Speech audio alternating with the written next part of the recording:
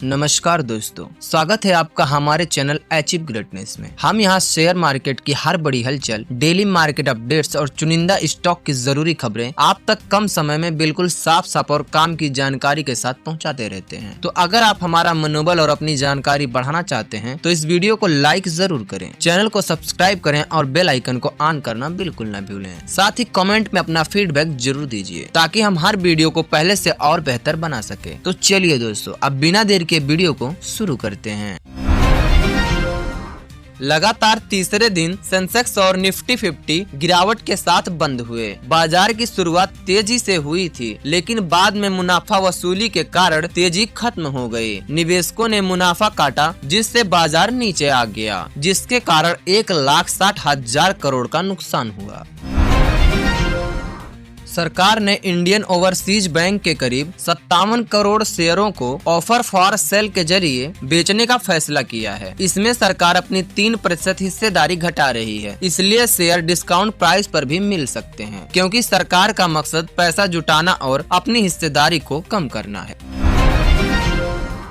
मीशो का शेयर इस हफ्ते जबरदस्त प्रदर्शन कर रहा है। मीशो का शेयर सिर्फ 3 दिनों में 31% और एक हफ्ते में लगभग डबल हो गया है और अब तक ये अपने आईपीओ प्राइस से 95% तक रिटर्न दे चुका है और कंपनी की मार्केट कैप करीब 98,000 करोड़ पहुंच गई है।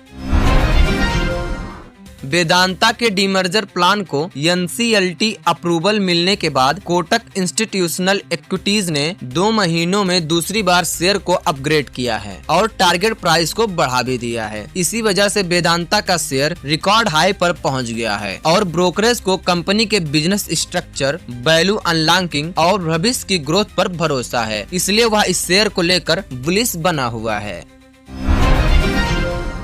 एफआईआई की बिकवाली और कमजोर ग्लोबल सेंटीमेंट की वजह से शेयर बाजार पर दबाव बना हुआ है और निफ्टी ऊपरी स्तरों पर टिक नहीं पा रहा है। लेकिन अगर निफ्टी 25,830 के नीचे जाता है तो गिरकर 25,760 से 25,728 तक भी आ सकता है और जब तक निफ्टी 26,060 रेसिस्टेंस के ऊपर नहीं जाता तब तक बाजार में दबाव बना रहेगा।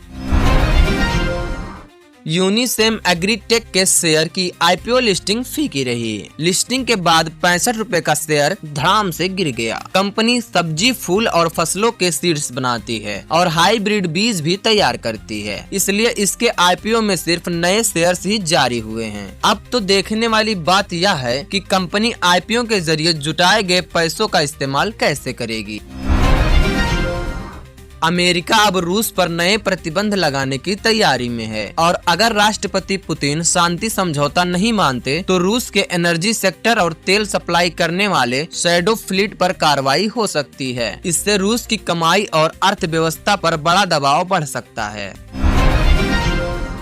इंडिया यूएस ट्रेड डील पर बड़ा अपडेट आया है। नेगोशिएटर लेवल की बातचीत पूरी हो चुकी है और अमेरिका ने भारत के एग्रीकल्चर सेक्टर पर अपना रुख नरम किया है। अब फैसला राजनीतिक यानी मंत्री स्तर के हस्तक्षेप पर टिकी हुई है और अगर सहमति बनी तो दोनों देशों के ट्रेड और बिजनेस रिलेशन को बड़ा फायदा हो सकता है। एचडीएफसी बैंक ने एफडी इंटरेस्ट रेट में 0.25% तक कटौती कर दी है, जिससे करोड़ों ग्राहकों को झटका लगा है और ये कटौती आरबीआई रेपो रेट घटने के बाद एचडीएफसी ने दरें घटाई है और नई एफडी रेट्स 17 दिसंबर 2025 से लागू हो गई है, जिससे बचत पर रिटर्न कम होगा।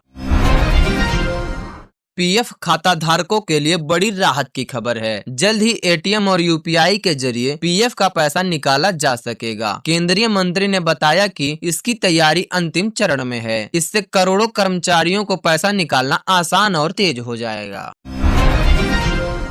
एनीटोन वेस्ट हैंडलिंग सेल की सब्सिडियरी को बीएमसी से 1330 करोड़ के 2 बड़े 7 साल के कॉन्ट्रैक्ट मिले हैं। कंपनी रोज 1250 टन कचरा संभालेगी। इससे रेवेन्यू विजिबिलिटी मजबूत होगी। हालांकि शेयर 432 रुपए 20 पैसे पर हल्की गिरावट के साथ बंद हुआ है। तो दोस्तों ये थी आज के शेयर बाजार की बड़ी और अहम खबरें। अगर आपको हमारा ये एनालिसिस पसंद आया हो तो वीडियो को लाइक करें, चैनल को सब्सक्राइब करें और बेल आइकन दबाना बिल्कुल ना भूलें ताकि आपको हर अपडेट सबसे पहले मिले। तो हम मिलते हैं आपसे अगली बड़ी खबर के साथ। तब तक के लिए जय हिंद, जय भारत।